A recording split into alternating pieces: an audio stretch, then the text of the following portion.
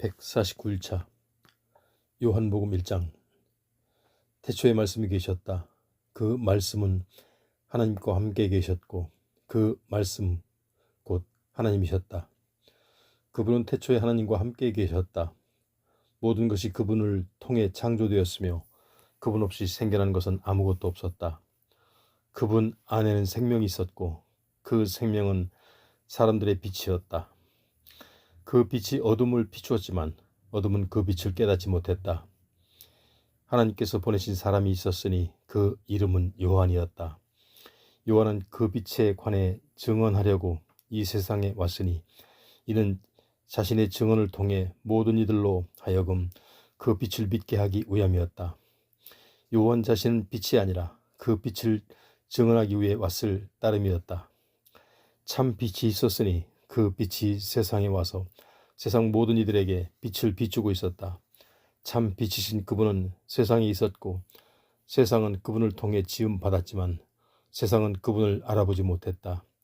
그분께서 몸소 자기 땅에 오셨으나 그분의 백성들은 그분을 받아들이지 않았다. 그러나 그분께서는 그분을 받아들인 사람들 곧 그분의 이름을 믿는 자들에게는 하나님의 자녀가 되는 특권을 주셨다. 이처럼 그들이 하나님의 자녀가 된 것은 혈통으로나 육체적 욕망으로나 사람의 뜻으로 된 것이 아니라 오직 하나님의 뜻으로 말미암은 것이다. 그 말씀이 육신이 되어 우리 가운데 사셨다. 우리가 그분의 영광을 보았으니 그 영광은 곧 자기 외아들을 보내신 아버지의 영광이었고 은혜와 진리로 충만한 영광이었다. 요한은 그분에 대하여 사람들에게 이렇게 외치면서 증언하였다. 이분이야말로 내가 말했던 바로 그분이었다. 나는 전에 내 뒤에 오시는 분이 나보다 앞선 것은 그분은 내가 있기 전부터 계셨기 때문이다 라고 말했는데 바로 이분을 두고 말하는 것입니다. 우리는 모두 그분에게서 넘치는 은혜를 입었고 한없는 복을 받았다. 그것은 율법은 모세를 통하여 주어진 것이지만 은혜와 진리는 예수 그리스도를 통하여 우리에게 주어졌기 때문이다. 지금까지 하나님을 본 사람은 아무도 없다. 그러나 아버지 품에 계시는 외아들이신 그분께서 아버지 하나님을 우리에게 알려주셨다. 한 번은 유대의 지도자들이 예루살렘에서 제사장들과 레위 사람들을 세례 요한에게 보내어 그가 누구인지를 물었다. 그때 세례 요한이 그들에게 증언한 내용은 이러하다. 세례 요한은 조금도 숨김없이 솔직하고 분명하게 나는 그리스도가 아니요 하고 대답했다. 그러자 그들이 세례 요한에게 물었다. 그러면 당신은 누구요? 엘리야요? 세례 요한이 대답했다. 아니요. 마침내 그들이 말했다. 그럼 도대체 당신은 누구요? 우리를 보낸 분들에게 돌아가서 대답할 수 있도록 우리에게 말해 주시오. 당신 자신이 누구인지 말해달란 말이요. 그러자 세례 요한은 이사야 선지자의 말을 인용하여 이렇게 대답했다. 나는 주의 길을 곧게 하라고 광야에서 외치는 자의 소리요. 그때 그들 중 몇몇 바리새파 사람들이 세례 요한에게 물었다. 당신이 그리스도도 아니고 엘리야도 아니고 또 우리가 기다리는 예언자도 아니라면 왜 사람들에게 세례를 주고 있는 거요? 세례 요한이 대답했다. 나는 너희에게 물로 세례를 주지만 너희 가운데는 너희가 알지 못하는 분이 서 계시오. 그분은 나보다 뒤에 오시는 분이지만 나는 그분의 신발끈조차 풀어드릴 자격이 없는 사람이오. 이 일은 세례 요한이 사람들에게 세례를 주던 요단강 건너편의 베다니에서 일어난 일이다. 다음날 세례 요한은 예수께서 자기에게 오시는 것을 보고 큰 소리로 외쳤다. 보시오. 하나님의 어린 양을 그분은 세상 죄를 지고 가시는 분이십니다. 내가 전에 내 뒤에 오시는 분이 나보다 앞선 것은 그분은 내가 있기 전부터 계셨기 때문이다 라고 말했는데 저분이야말로 바로 그분입니다. 나 자신도 이분을 알지 못했으나 지금 내가 와서 여러분들에게 물로 세례를 주는 이유는 바로 이분을 이스라엘 백성들에게 알리기 위해서입니다. 그러고 나서 세례 요한은 또 증언했다. 나는 성령이 하늘에서 비둘기처럼 내려와 이분 위에 머무는 것을 보았습니다. 나도 이분을 알지 못했지만 사람들에게 물로 세례를 주라고 나를 보내신 이가 이르시기를 성령이 내려와 어떤 사람에게 머무는 것을 보거든 그가 바로 성령으로 세례를 베푸실 분인 줄을 알아라 하고 내게 말씀하셨습니다. 이제 나는 그 광경을 똑똑히 보았고 그래서 바로 이분이야말로 하나님의 아들이라고 증언하는 것입니다. 다음날 세례 요한은 자기 제자 두 사람과 같이 있다가 예수께서 지나가시는 것을 보고는 보라 하나님의 어린 양이시다 하고 소리를 쳤다. 그러자 두 제자는 세례 요한의 말을 듣고 예수를 따라갔다. 예수께서 돌아서서 그들이 따라오는 것을 보시고 그들에게 물었다. 당신들이 원하는 것이 무엇이요? 그들이 말했다. 선생님 사시는 곳이 어디입니까? 예수께서 대답하셨다. 나를 따라와 보면 알게 될 것이요. 그래서 그들은 예수를 따라가서 그날 예수와 함께 지냈다. 그들은 오후 4시부터 밤까지 예수와 함께 있었다. 세례 요한의 말을 듣고 예수를 따라간 두 사람 중 하나는 시몬 베드로의 동생 안드레였다. 안드레는 먼저 자기 형 시몬을 찾아가서 말했다. 우리가 메시아를 만났소. 그리고는 시몬을 데리고 예수께로 갔다. 예수께서는 시몬을 바라보시더니 말씀하셨다. 당신은 요한의 아들 시몬이요. 그러나 이제부터는 당신을 게바라고 부르겠소. 다음날 예수께서는 갈릴리를 향해 떠나려고 하셨다. 그런데 빌립을 만나시자 나를 따르시오 하고 말씀하셨다. 안드레와 베드로처럼 빌립도 역시 고향이 벳세다였다. 빌립은 친구 나다니엘을 찾아가 말했다. 오래전에 모세가 율법책에 썼고 또 예언자들 역시 기록했던 바로 그분을 우리가 만났네. 나사렛 출신이 예수라는 사람으로 요셉의 아들이라네. 나사렛이라고? 거기서 어떻게 훌륭한 사람이 나온단 말인가? 나다니엘이 외쳤다. 그러자 빌립이 대답했다. 가서 직접 만나보게. 예수께서는 나다니엘이 자기에게로 나오는 것을 보시고는 그에게 말씀하셨다. 보아라, 참 이스라엘 사람이 오는구나. 이 사람에게는 조금도 거짓된 것이 없다. 나다니엘이 물었다. 저를 어떻게 아십니까? 예수께서 대답하셨다. 빌립이 당신을 부르기 전에 당신이 무화과나무 아래에 있는 것을 내가 보았소. 그러자 나다니엘이 확신하며 말했다. 선생님, 당신이야말로 하나님의 아들이시요 이스라엘의 왕이십니다. 예수께서 그에게 말씀하셨다. 당신은 무화과나무 아래에 있는 것을 보았다고 말해서 나를 믿는 것이요. 장차 당신은 이보다 더욱 큰 일을 보게 될 것이요. 그리고는 덧붙여 이렇게 말씀하셨다. 내가 진정으로 당신에게 분명히 말하겠소. 하늘이 열리고 하나님의 천사들이 인자 위에 오르락 내리락 하는 것을 당신이 보게 될 것이요. 2장 사흘째 되는 날 갈릴리의 가나라는 마을에서 결혼잔치가 있었다. 예수의 어머니도 거기 계셨고 예수도 제자들과 함께 초대를 받아 잔치집에 갔다. 그런데 잔치 도중 포도주가 떨어지자 예수의 어머니가 예수께 말했다. 포도주가 다 떨어져 버렸구나. 예수께서 말씀하셨다. 어머니, 왜 저에게 그런 말씀을 하십니까? 아직은 저희 때가 오지 않았습니다. 그래도 예수의 어머니는 하인들에게 일렀다. 무엇이든지 그가 시키는 대로 하세요. 마침 거기에는 물이 2-3통 들어가는 돌로 만든 항아리 6개가 놓여 있었다. 이 항아리는 유대인들이 정결 의식에 사용하는 것이었다. 예수께서 하인들에게 이르셨다. 항아리마다 물을 가득 채우시오. 하인들이 모든 항아리에 물을 다 채우자 예수께서 말씀하셨다. 자, 이제는 항아리에서 물을 떠서 잔치를 주관하는 사람에게 갖다 주시오. 잔치를 주관하는 사람이 그 물을 맛보았을 때 물은 어느새 포도주로 변해 있었다. 하인들은 그 포도주가 어디서 난 것인지 알고 있었지만 잔치를 주관하는 사람은 그 포도주가 어디서 난 것인지 알지 못했다. 그래서 그 사람은 신랑을 불러 말했다. 누구나 처음에는 좋은 포도주를 내놓았다가 손님들이 취한 다음에는 덜 좋은 포도주를 내놓는 법인데 그대는 아직까지 이렇게 좋은 포도주를 남겨두고 있다니 참으로 놀랍군요. 갈릴리 가나의 결혼잔치에서 있었던 이 표적은 예수께서 자신의 능력을 처음으로 사람들 앞에 나타내신 것이었다. 이 일로 제자들은 예수를 믿게 되었다. 결혼잔치가 끝난 뒤 예수께서는 어머니와 동생들과 제자들과 함께 가버나움으로 가셨고 그곳에서 며칠 동안 머무르셨다. 6월절 축제가 다가오자 예수께서는 예루살렘으로 올라가셨다. 예루살렘 성전 뜰에는 소와 양과 비둘기를 파는 장사꾼들로 시끌벅적했고 돈을 받고자 환전상들은 도처에 탁자를 앞에 놓고 앉아 있었다. 그 모습을 보시고 예수께서 끈을 꼬아 채찍을 만드신 후 그 채찍을 휘둘러 양과 소를 모두 성전 밖으로 몰아내셨다.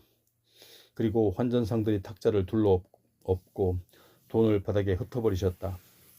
또 예수께서 비둘기를 파는 사람들에게 말씀하셨다. 이것들을 가지고 여기서 당장 나가시오. 내 아버지의 집을 시장터로 만들지 마시오. 그때 제자들은 주의 집을 아끼는 열정이 내 속에서 불타오를 것이다 라고 기록된 성경 말씀을 떠올렸다. 유대인들이 우르르 몰려와서 예수께 따졌다. 당신이 무슨 권한으로 이런 일을 하는 것이오? 그런 권한을 받았다는 것을 증명할 만한 표적이 우리에게 보여주시오. 예수께서 그들에게 말씀하셨다. 이 성전을 허무시오. 그러면 내가 사흘 만에 다시 세우겠소. 그러자 유대인들이 어이가 없다는 듯 예수께 따져 물었다. 우리가 이 성전을 짓는데 무려 46년이나 걸렸소. 그런데 당신이 무슨 수로 사흘 만에 다시 세우겠다는 것이오? 하지만 예수께서 말씀하신 성전은 자신의 몸을 가리키는 것 말이었다.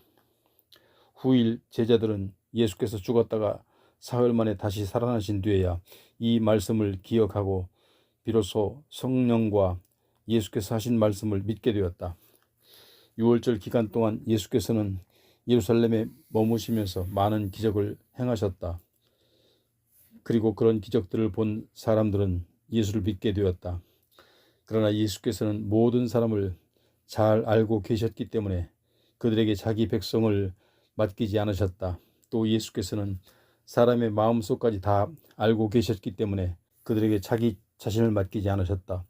또 예수께서는 사람의 마음속까지 다 알고 계셨기 때문에 어느 누구에 대해서도 다른 사람의 증언을 필요로 하지 않으셨다.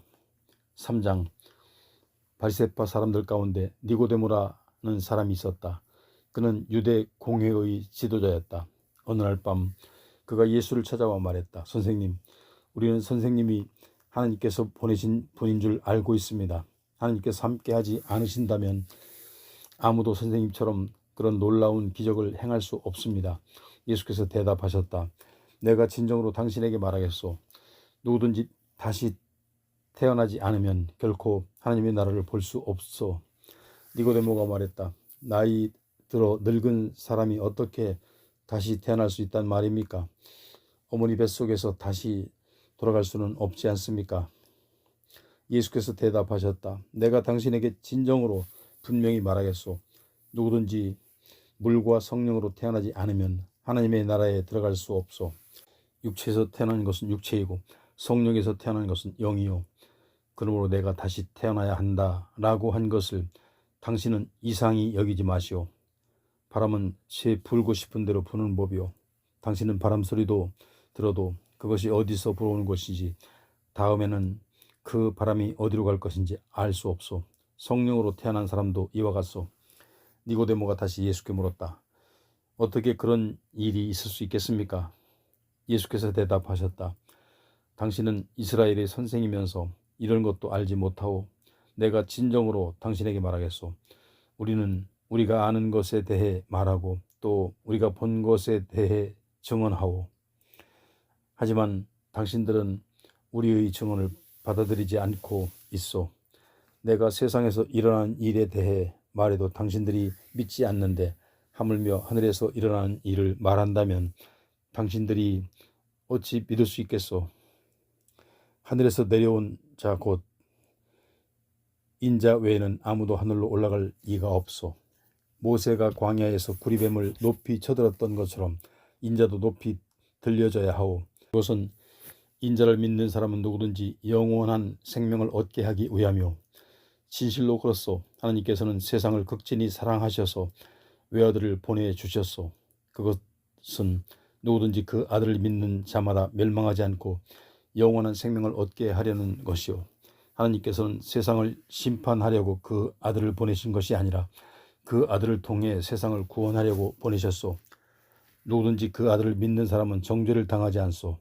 그러나 그 아들을 믿지 않는 사람은 하나님의 외아들의 이름을 믿지 않는 것만으로도 이미 죄인으로 판결을 받은 것이요. 그런 자들은 죄인으로 판결을 받는 까닭은 참빛이 세상에 들어왔지만 그들의 행위가 악하여 빛보다는 어둠을 더 사랑했기 때문이요. 악을 행하는 자들은 모두가 빛을 싫어하는 법이요. 악인들은 자기들이 악한 행위가 드러날까 두려워 빛 가운데로 나오지 않소. 그러나 진리를 따라 살아가는 사람들은 기꺼이 빛 가운데로 나오는 법이요. 그것은 자신의 행위가 모든 하나님을 통해 그분 안에서 이루어진 것임을 드러내 보이기 위함이요. 그 후 예수께서 제자들과 함께 예루살렘을 떠나 유대 지방으로 가셨다. 그리고 거기서 얼마 동안 머무시면서 사람들에게 세례를 베푸셨다. 그 무렵 세례 요한은 살렘 근처의 에논에서 세례를 주고 있었다. 그곳에는 물이 많은 데다 사람들이 계속해서 그에게 세례를 받으러 왔기 때문이다. 그때는 세례 요한이 아직 감옥에 갇히기 전이었다. 세례 요한의 제자들 가운데 몇 사람과 어떤 유대인 사이의 정결 의식에 관해 논쟁이 벌어졌다. 세례 요한의 제자들이 세례 요한에게 와서 말했다. 선생님, 요단강 건너편에서 선생님과 함께 계셨던 분, 곧 선생님께서 증언하셨던 그분도 세례를 주고 계십니다. 그런데 사람들이 모두 그분에게로 몰려가고 있습니다. 세례 요한이 대답했다. 하늘에 계신 하나님께서 주시지 않으면 그 무엇도 받을 수 없다. 나는 그리스도가 아니라 그분보다 앞서 보내심을 받은 사람이다 라고 너희에게 분명히 말하지 않았느냐. 신부를 맞이하여 차지할 사람은 신랑이다. 그러나 신랑이 오기를 기다리던 신랑의 친구도 신랑이 오는 소리를 들으면 매우 기뻐한다. 지금 나는 그런 기쁨으로 가득 차 있다. 그렇다. 그분은 더욱 번성해야 하고 나는 더욱 쇠퇴해야 한다. 위로부터 오신 분은 모든 것 위에 계신다. 세상에서 온 자는 세상에 속하여 세상의 말을 하지만 하늘에서 오신 분은 모든 것 위에 계신다. 그분은 몸소 보고 들은 것을 말씀하시지만 아무도 그분의 증언을 받아들이지 않는다. 그분의 증언을 받아들이는 사람은 하나님께서 참되시다는 것을 보증한다. 하나님께서 보내신 분은 하나님의 말씀을 전한다. 그것은 하나님께서 그분에게 성령을 한량없이 주시기 때문이다. 하늘아버지께서는 아들을 사랑하셔서 모든 것을 그 아들의 손에 맡기셨다. 그러므로 누구든지 그 아들을 믿는 자는 영원한 생명을 얻지만 그 아들을 거부하는 자는 누구든지 생명을 얻지 못할 것이고 도리어 하나님의 두려운 진노를 받게 된다. 4장. 세례를 받고 제자가 되려고 예수께 모여드는 사람들이 세례 요한에게 모여드는 사람들보다 더 많다는 소문이 바리새파 사람들의 귀에 들어갔다. 그러나 사실 예수께서 직접 사람들에게 세례를 주신 것이 아니라 예수의 제자들이 세례를 준 것이다. 이런 사실을 아시고 예수께서는 유대를 떠나 다시 갈릴리로 돌아가시기로 하셨다. 갈릴리로 가려면 사마리아 지역을 지나가야 했다. 그리하여 갈릴리로 가는 중에 예수께서는 사마리아 지역의 수가라는 동네에 이르셨다. 이 동네는 야곱의 그의 아들 요셉에게 물려준 땅에서 가까웠다. 이 동네는 야곱의 우물이 있었고 예수께서는 여행길에 피곤하셨으므로 그 우물가에 앉아 쉬고 계셨다. 때는 낮 12시 무렵이었다. 그때 사마리아 여인들이 물을 길러 오자 예수께서 그녀에게 말을 거셨다. 나에게 물을 좀 주겠소? 당시 제자들은 모두 음식을 사러 동네에 들어갔으므로 그 자리에 아무도 없었다. 사마리아 여자가 예수께 대답했다. 당신은 유대인인데 어째요 저 같은 사마리아 여자에게 물을 달라고 하십니까? 그 당시 유대인들은 사마리아 사람들과는 상종하지 않았기 때문이다. 예수께서 그녀에게 대답하셨다. 만일 당신이 하나님께서 주시는 놀라운 은사를 알고 또 당신에게 물을 청하는 이가 누구인지를 알았더라면 도리어 당신이 그에게 생수를 청했을 것이고 그러면 그가 당신에게 생수를 주었을 것이요. 여자가 말했다. 하지만 당신에게는 두레박도 없는 데다 이 우물은 굉장히 깊지 않습니까? 어디서 생수를 길어다 주신다는 말입니까? 이 우물물은 우리 조상 야곱은 물론이고 그의 자녀들과 가축들이 즐겨 마시던 물입니다. 이 우물물은 우리에게 주신 야곱보다 당신이 더 위대한 분이란 말입니까? 예수께서 말씀하셨다. 이 물을 마시는 사람은 곧 다시 목마를 것이요 하지만 내가 주는 물을 마시는 사람은 영원히 목마르지 않을 것이요 내가 주는 물은 그 사람 안에서 끊임없이 솟구쳐 나와 영원한 생명에 이르게 하는 참 샘물이 될 것이요. 여자가 예수께 말했다. 선생님, 그 물을 제게 주십시오. 그러면 제가 다시는 목마르지도 않고 또 물을 길러 여기까지 올 필요도 없게 되지 않겠습니까? 예수께서 여자에게 말씀하셨다. 가서 당신의 남편을 불러오시오. 여자가 대답했다. 저에게는 남편이 없습니다. 예수께서 말씀하셨다. 그렇소. 남편이 없다는 말과 당신의 말이 옳소. 당신에게는 남편이 5이나 있었고 지금 함께 살고 있는 그 남자도 사실은 당신 남편이 아니오? 그러니 방금 당신이 한 말이 맞소? 여자가 말했다. 선생님, 제가 보니 선생님이야말로 예언자이십니다. 그러니 제게 말씀해 주십시오. 우리 조상들은 이 산 위에서 예배를 드렸는데 왜 당신네 유대인들은 우리가 반드시 예루살렘에서 예배를 드려야 한다고 말합니까? 예수께서 말씀하셨다. 여자여, 내 말을 믿으시오. 이 산도 아니고 예루살렘도 아닌 곳에서 하늘아버지께 예배를 드리게 될 때가 오고 있어. 당신들 사마리아 사람들은 당신들 스스로도 알지 못하는 것을 예배하지만 우리 유대인들은 우리가 아는 분을 예배드린다오. 이것은 구원이 유대인들로부터 나오기 때문이요. 그러나 참되게 예배를 드리는 사람들이 영과 진리로 하늘 아버지께 예배를 드릴 때가 오고 있어. 지금이 바로 그때요. 하늘 아버지께서는 영과 진리로 예배드리는 사람들을 찾고 계신다오. 하나님께서 영이시오. 그러므로 하나님을 예배하는 자들은 영과 진리로 예배를 드려야 하오. 여자가 예수께 말했다. 저 역시도 그리스도라 하는 메시아가 오실 것이라는 사실을 잘 알고 있습니다. 그분께서 오시면 우리에게 모든 것을 다 알려주실 것입니다. 그러자 예수께서 말씀하셨다. 지금 당신에게 말하고 있는 내가 바로 그 메시아요. 바로 그때 제자들이 돌아왔다. 그들은 예수께서 어떤 여자와 이야기를 나누고 계시는 것을 보고 놀랐다. 하지만 아무도 그 여자와 무슨 내용으로 왜 이야기를 나누었는지 묻는 사람이 없었다. 그 여자는 물동이를 우물가에 그냥 둔 채 동네로 달려가서 사람들에게 말했다. 모두들 나와 보세요. 저의 과거를 낱낱이 알아맞히는 분이 계십니다. 가서 그분을 만나보세요. 그분이 바로 그리스도가 아닐까요? 그러자 동네 사람들이 모두 나와서 예수를 보려고 몸을 몰려들었다. 한편 그러는 동안에 제자들은 예수께 선생님, 뭘 좀 드십시오 하고 음식을 권하고 있었다. 그러나 예수께서 제자들에게 말씀하셨다. 나에게는 너희가 알지 못하는 양식이 있다.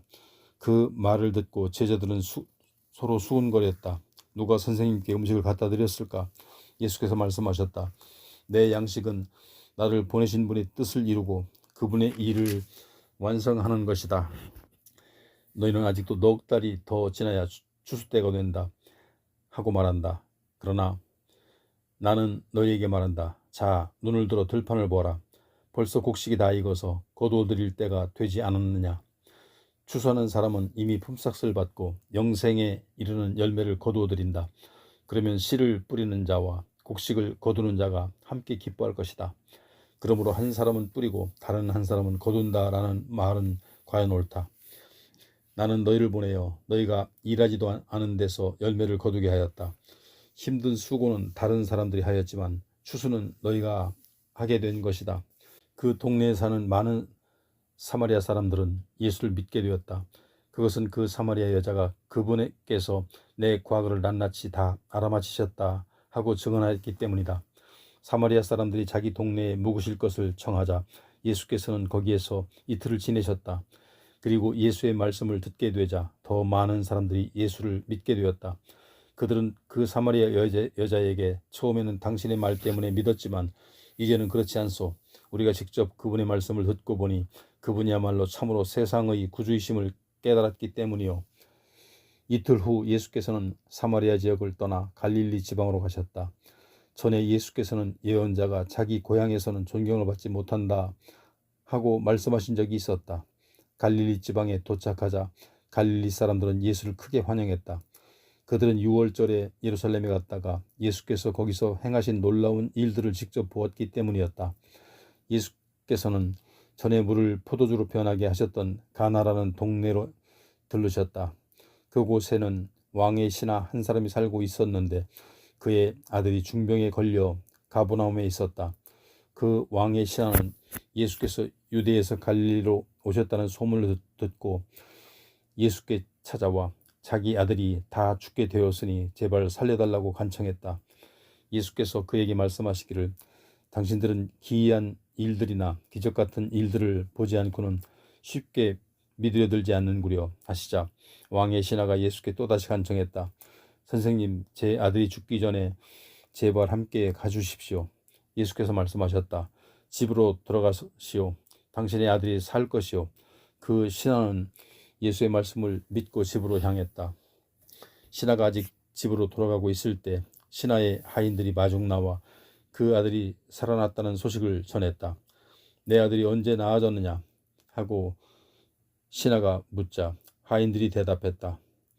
어제 오후 1시쯤 갑자기 열이 떨어졌습니다. 놀랍게도 그 시각은 예수께서 신하들에게 당신의 아들이 살 것이요 하고 말씀하신 바로 그때였다. 이런 일로 말미암아 그 신하와 그의 집안 식구들은 모두 예수를 믿게 되었다. 이것은 예수께서 유대를 떠나 갈릴리로 오신 후에 행하신 두 번째 표적이었다. 5장.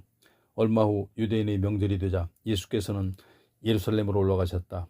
예루살렘에 있는 양의 문 곁에는 히브리 말로 베데스다라 불리는 연못이 있었는데 연못 주위에는 5채의 행각이 있었다. 이 행각 안에는 절름발이 맹인, 중풍병자 등 수많은 병자들이 질비하게 누워 있었다. 그들은 모두 물이 움직이기를 기다리고 있었다. 그 이유는 주의 천사가 그 연못에 가끔 내려와 물을 휘저 놓는데 그렇게 물이 움직일 때 가장 먼저 연못에 들어가는 사람은 무슨 병에 걸렸든지 다 나았기 때문이었다. 그곳의 병자들 가운데 38년 동안 병을 앓아온 사람이 있었다. 예수께서는 그가 누워있는 것을 보시고 또 그가 아주 오랜 세월 동안 병을 앓아온 것을 아시고는 그에게 물으셨다. 당신은 낫기를 원하시오? 그 병자가 대답했다. 물이 움직일 때 저 연못에 들어가야 하는데 제가 연못에 들어갈 수 있도록 저를 도와주는 사람이 아무도 없습니다. 제가 들어가려고 애쓰고 있으면 늘 다른 사람이 앞질러 들어가 버립니다. 예수께서 그에게 말씀하셨다. 일어나시오. 일어나서 당신의 자리를 챙겨들고 걸어가시오. 바로 그 순간 그의 병이 말끔히 나았다. 그래서 그는 자기 자리를 챙겨들고 걸어갔다.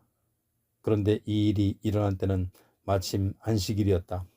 그래서 유대인들은 병 고침을 받은 그 사람에게 말했다. 오늘은 안식일이오. 그러니 안식일에 자리를 챙겨들고 걸어가는 것은 율법에 어긋나는 일이오. 그러자 그 사람이 대꾸했다. 제 병을 고쳐주신 분이 내 자리를 챙겨들고 걸어가라고 하셨습니다. 유대인들이 다시 따지고 나섰다. 뭐요? 그렇다면 당신에게 자리를 챙겨들고 걸어가라고 말한 사람이 도대체 누구요? 그러나 병 고침을 받은 그 사람은 자기를 고쳐준 사람이 누구인지 알 길이 없었다. 거기에는 수많은 사람들이 붐볐고 예수께서는 이미 그곳을 떠나가셨기 때문이었다. 얼마 후 예수께서 성전에서 그 사람을 만나시자 말씀하셨다. 보시오. 이제 당신은 말끔히 나았소. 그러니 다시는 죄를 짓지 말아서 당신에게 더 나쁜 일이 생기지 않도록 조심하시오. 그제야 그 사람은 자기 병을 고쳐준 분이 예수인 것을 알고는 유대인들에게로 가서 사실대로 말했다. 그 일로 해서 유대인들은 예수께서 안식일을 어겼다는 이유로 예수를 핍박하기 시작했다. 그러나 예수께서 그들에게 말씀하셨다. 내 아버지께서 지금까지 쉬지 않고 일하고 계시니 나도 일하고 있어. 이 말씀 때문에 유대인들은 더욱더 예수를 죽이려고 단단히 별렀다. 예수가 안식일을 어겼을 뿐만 아니라 하나님을 자기 아버지라고 부름으로써 자신을 하나님과 동등한 위치에 두었기 때문이다. 그래서 예수께서 유대인들에게 말씀하셨다. 내가 진정으로 당신들에게 밝히 말하겠소. 아들이 자기 혼자 마음대로 하는 일이 없소. 아들은 아버지께서 하시는 일만 따라 할 수 있어. 아버지께서 행하는 일은 무엇이든 아들도 행하기 때문이요. 아버지께서는 아들을 사랑하셔서 아들에게는 자신이 하시는 모든 것을 보여주신다오. 그렇소. 아버지께서는 이보다 훨씬 더 큰 일들을 아들을 통해 보여주셔서 당신들을 놀라게 하실 것이요. 아버지께서 죽은 자들을 일으켜 다시 살리시듯 아들 또한 자기가 원하는 자들에게는 생명을 준다오. 또한 아버지께서는 그 어느 누구도 심판하지 않으시고 심판하는 일은 모두 아들에게 맡기셨소. 그것은 모든 사람이 아버지를 공경하듯 아들도 역시 공경하도록 하기 위함이라오. 그러므로 아들을 공경하지 않는 자들은 그 아들을 보내신 아버지도 역시 공경하지 않는 것이요. 내가 진정으로 밝히 말하겠소. 누구든지 내 말을 듣고 또 나를 보내신 분을 믿는 사람은 영원한 생명을 얻으며 정죄를 받지 않을 것이요.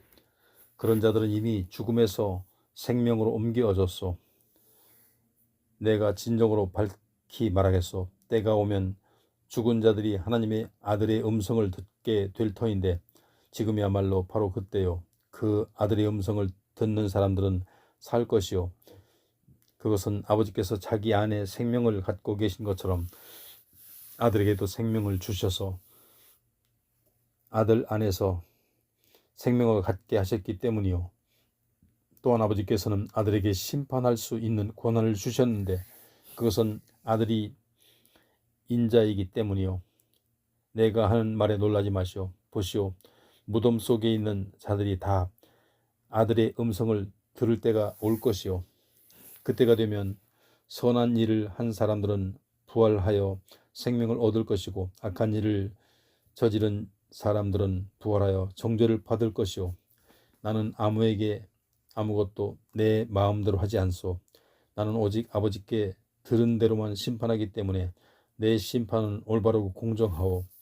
이것은 내가 내 뜻대로 하지 않고 나를 보내신 아버지를 기쁘시게 하려고 오직 그분의 뜻대로 하려 하기 때문이요.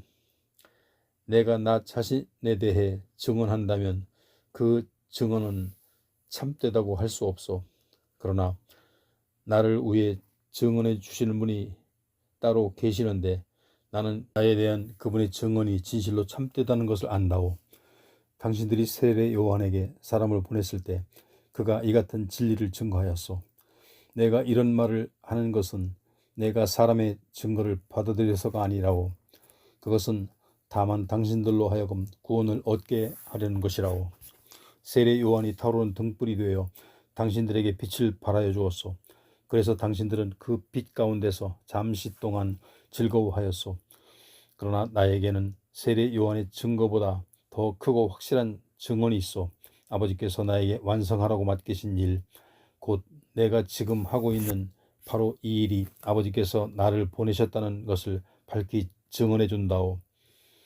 그리고 나를 보내신 아버지께서도 친히 나에 관해 증언을 주셨소. 당신들은 그분의 음성을 듣거나 그분의 모습을 본 적이 없소. 또한 그분의 말씀을 당신들 안에 머물고 있지도 않소. 그 이유는 분명하오. 곧 당신들이 그분께서 보내신 이를 믿지 않기 때문이요. 당신들이 성경을 열심히 연구하는 것은 성경에서 영원한 생명을 얻을 수 있다고 생각하기 때문이요. 그렇소. 그 성경이 바로 나를 증언하고 있어. 그런데도 당신들은 생명을 얻기 위해 나에게 오려고 하지 않소. 나는 사람들에게서 영광을 받지 않소. 또 나는 당신들 속에 하나님을 사랑하는 마음이 없다는 것을 잘 알고 있어. 내가 내 아버지의 이름으로 당신들에게 왔는데도 당신들은 나를 받아들이지 않소. 그러나 누군가 다른 사람이 자기 이름을 내세우고 오면 당신들은 그를 받아들일 것이요. 당신들이 당신들끼리는 서로 영광을 주고받으면서도 정작 유일하신 하나님으로부터는 영광을 받으려고 애쓰지 않으니 당신들이 어떻게 믿을 수 있겠소? 그렇다고 내가 당신들을 아버지께 고소할 것이라고는 생각하지 마시오. 당신들을 고소하는 이는 따로 있으니 그는 곧 당신들이 소망을 걸고 매달려온 모세요. 당신들이 모세를 믿었더라면 분명 나를 믿었을 것이요. 모세가 나에 관해 기록했기 때문이요. 그러나 당신들이 모세의 글도 믿지 않는데 어떻게 내 말을 믿겠소?